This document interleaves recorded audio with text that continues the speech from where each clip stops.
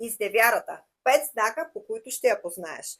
Първо, умира интимността. Не защото няма чувства, а защото мозъкът е в режим на оцеляване. Постоянен контрол, постоянен страх да не се издаде. Цялата енергия отива там. За желание и интимност нищо не остава. Без отпускане няма близост. Тялото просто изключва. Второ, думите намаляват, разговорите се свиват, отговорите стават повърхностни. Колкото по-малко се казва, толкова по-малък е рискът да се издаде.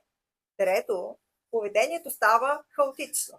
Историите не се връзват. Появяват се нови ангажименти без ясна логика. Има изчезвания и обяснения, които не издържат. Четвърто, външният вид рязко става важен. Нов стил, ново самочувствие, повече грижа за себе си, без видима причина.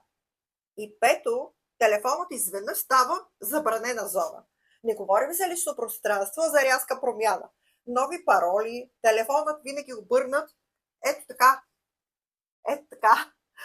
Нервност, ако си наблизо. Ти не знаеш какво точно се случва, но усещаш последствията.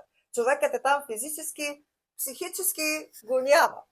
И най-ясният сигнал обаче не е в другия, а в теб. Какъв е той? За него във втората част. А сега го запази, за да го чуеш пак.